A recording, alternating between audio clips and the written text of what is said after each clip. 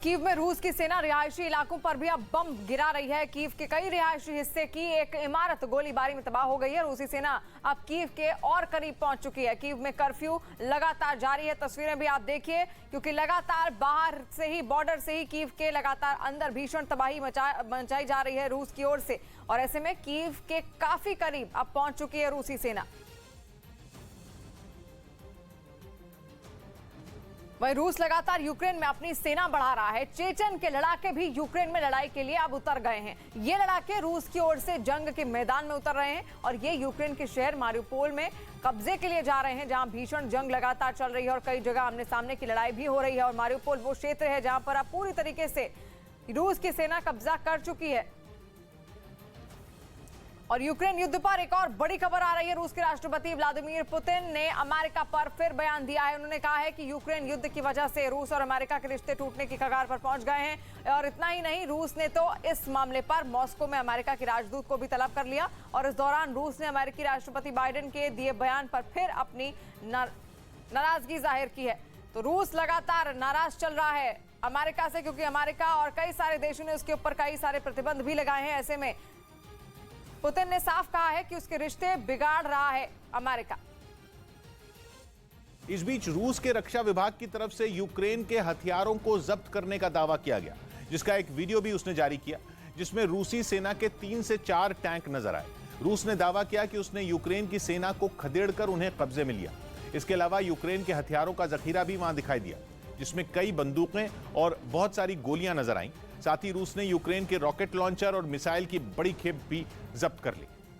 उधर रूस और यूक्रेन में 26 दिन से चल रही जंग के बीच ब्रिटेन ने एक बड़ा कदम उठाया। उसने रूस की वजह से अपनी सेना के जवानों और अधिकारियों के व्हाट्सएप इस्तेमाल करने पर रोक लगा दी। ब्रिटेन ने आशंका जताई कि रूस उसकी सेना के अधिकारियों और जवानों के व्हाट्सएप अकाउंट हैक कर सकता है और ऐसा करके वो ब्रिटिश फौज की कई अहम जानकारियां जुटा सकता है, जिसका इस्तेमाल यूक्रेन के खिलाफ किया जा सकता है।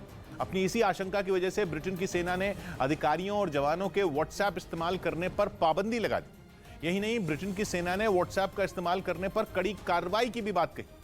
खबर है कि ऐसा इसलिए किया गया क्योंकि 13 मार्च को यूक्रेन में जवानों के एक ट्रेनिंग कैंप को निशाना बनाया गया था और इसके लिए रूस ने ब्रिटेन के मोबाइल फोन के डेटा का इस्तेमाल किया था। वहीं रूस ने यूक्रेन के सुमे में एक केमिकल प्लांट को निशाना बनाया। हमले के बाद वहां से खतरनाक अमोनिया गैस का रिसाव होने से हड़कंप मच गया, जिसकी जानकारी मिलते ही प्लांट में गैस रिसाव को रोकने का काम तेज कर दिया गया, क्योंकि यूक्रेन के दावे के मुताबिक रूस की तरफ से की गई बमबारी ने सुमे शहर के पूरब में बने सुमे हिम्प्रॉम केमिकल प्लांट के एक बड़े हिस्से को ध्वस्त कर दिया। बताया गया कि बमबारी के बाद वहां से खतरनाक अमोनिया गैस निकलनी शुरू हो गई, जिसके बाद यूक्रेन इमरजेंसी सर्विस की एक टीम केमिकल प्लांट पहुंची। वहां से गाढ़ा सफेद रंग का धुआं उठता नजर आया, जो हवा में घुलकर दूर तक फैल गया। प्लांट से निकल रही खतरनाक गैस को रोकने के लिए इमरजेंसी सर्विस टीम ने वहां मरम्मत का काम शुरू कर दिया। लेकिन सुमे के मेयर के मुताबिक जब तक अमोनिया गैस के रिसाव को रोका जाता, वो केमिकल प्लांट के चारों तरफ करीब 2.5 किलोमीटर के दायरे में फैल गई, जिसकी वजह से वहां के 2 गांवों के लोगों की जिंदगी खतरे में पड़ गई। हालांकि रूस ने यूक्रेन के किसी भी केमिकल प्लांट को निशाना बनाने की खबर को सिरे से खारिज कर दिया, लेकिन यूक्रेन ने दावा किया कि प्लांट पर रूस की सेना ने ही बम बरसाए, जिससे निकली अमोनिया गैस धीरे धीरे पूरे शहर के लिए खतरा बन गई, क्योंकि ये जहरीली गैस वहां के 2.5 लाख से ज्यादा लोगों के लिए किसी केमिकल बम से कम नहीं। इसके संपर्क में आने के तुरंत बाद आंखों में जलन और खांसी आनी शुरू हो जाती है। सांस के साथ अगर ये शरीर के अंदर चली जाए तो छाती में तेज दर्द होने लगता है। इस गैस की चपेट में आने के बाद अगर सही वक्त पर इलाज नहीं मिला तो मौत भी हो सकती है। वहीं यूक्रेन के डोनेस्क शहर पर कब्जे की लड़ाई अब और तेज होती हुई दिखाई दे रही है। इस शहर के मेरनिका इलाके में रूस के समर्थन वाले अलगाववादियों और यूक्रेन की सेना के बीच भीषण जंग चल रही है, जिसके बाद रूस के समर्थन वाले अलगाववादियों ने एक बार फिर डोनेस्क के मरिनका इलाके में ताबड़तोड़ हमले किए। इन हमलों का एक वीडियो रूस के रक्षा मंत्रालय की तरफ से जारी किया गया, जिसमें दिखा कि मरिनका इलाके में कई मकान भीषण बमबारी में तबाह हो गए। वहां चारों तरफ सन्नाटा पसरा दिखा, लेकिन बीच बीच में बमों और गोलियों की आवाज दूर तक सुनी गई। रूस का दावा है कि इन हमलों के बाद अलगाववादियों ने यूक्रेन की सेना के कई ठिकानों पर कब्जा कर लिया। और उधर यूक्रेन की राजधानी कीव में रूसी सेना के हमलों से कई मकान तबाह हो गए हैं और रूसी विमानों ने कीव के उत्तरी इलाके में एक भीषण बमबारी वहां पर की। जिसकी वजह से कीव की कई रिहायशी इमारतें पूरी तरह से तबाह हो गईं। इन हमलों के बाद जब कुछ लोग अपने घरों में लौटे तो उन्हें चारों तरफ बर्बादी के अलावा कुछ और नहीं दिखा। वहां से सामने आई एक तस्वीर में एक घर तहस नहस दिखाई दिया। कोई भी चीज वहां अपनी जगह पर नहीं थी और खिड़कियां और दरवाजे तक उखड़ चुके थे। इमारतों के बाहर खड़ी गाड़ियां भी जलकर राख हो चुकी थी। इस बीच कुछ लोग अपने घरों की सफाई करते नजर आए।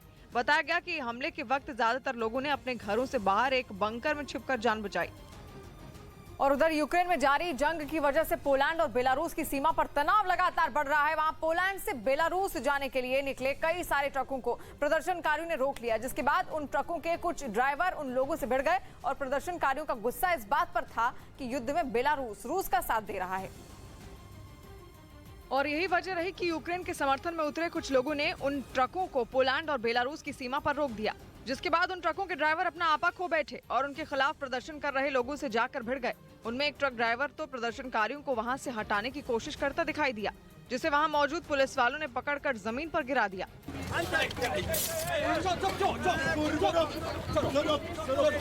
इस बीच उसके समर्थन में कुछ और ड्राइवर भी आगे बढ़े, लेकिन पुलिस की सख्ती ने उन्हें पीछे हटने को मजबूर कर दिया।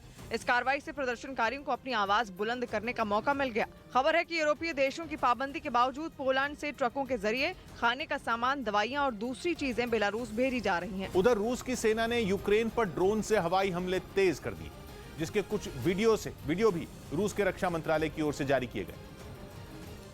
हालांकि इस हमले की लोकेशन नहीं बताई गई, लेकिन जो तस्वीरें सामने आई उनमें रूसी सेना का एक ड्रोन यूक्रेन की सेना के ठिकानों पर बम गिराता नजर आया। इस हमले में धमाकों के साथ यूक्रेन की सेना की कई पोस्ट तबाह हो गई।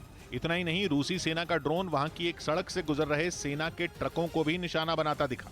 इस हमले के बाद ट्रकों से आग की ऊंची ऊंची लपटें उठती नजर आईं और वहां से निकल रहा काले धुएं का गुबार पूरे इलाके में फैल गया। रूस ने दावा किया कि इस हमले में यूक्रेन की सेना को काफी नुकसान पहुंचाया गया।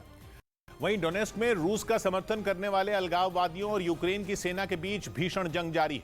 वहां के मरिनका इलाके में अलगाववादियों की तरफ से ताबड़तोड़ मिसाइलें दागी गईं, जिसके लिए कई मल्टीपल रॉकेट लॉन्चर एक कतार में खड़े कर दिए गए। इसके बाद उन रॉकेट लॉन्चर से एक के बाद एक कई मिसाइलें निकली।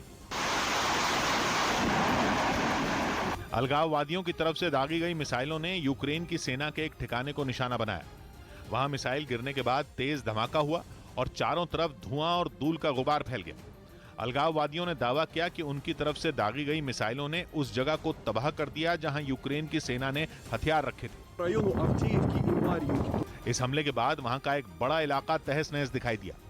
बमबारी से वहां के कई मकानों को भारी नुकसान हुआ। इस बीच वहां दूसरी जगह धमाके होते रहे, क्योंकि डोनेस्क के मरिनका में अलगाववादियों और यूक्रेन की सेना के बीच पिछले कुछ दिन से जंग और तेज हो गई। दोनों तरफ से वहां कब्जा जमाने की कोशिश की जा रही है और इसीलिए यूक्रेन के विद्रोही वहां लगातार हमले कर रहे हैं। उन्होंने दावा किया कि उनके जोरदार हमलों के बाद यूक्रेन की सेना एक बड़े इलाके से भाग खड़ी हुई। इसके बाद अलगाववादियों ने यूक्रेन की सेना के कई ठिकानों पर कब्जा जमा लिया। वहां घूम घूम कर वो उन जगहों को देखते रहे जहां उन्होंने बम बरसाए थे। एक मकान की पूरी छत ही बमबारी से उड़ी नजर आई। बताया गया कि वो पूरा इलाका यूक्रेन की सेना की एक पोस्ट थी, लेकिन अलगाववादियों ने हमला करके उसे पूरी तरह तबाह कर दिया। डोनेस्क यूक्रेन का वही हिस्सा है जिसे जंग शुरू होने से पहले रूस ने अलग देश की मान्यता दी थी। तब से यूक्रेन की सेना और विद्रोहियों के बीच वहां जंग चल रही है। इस बीच यूक्रेन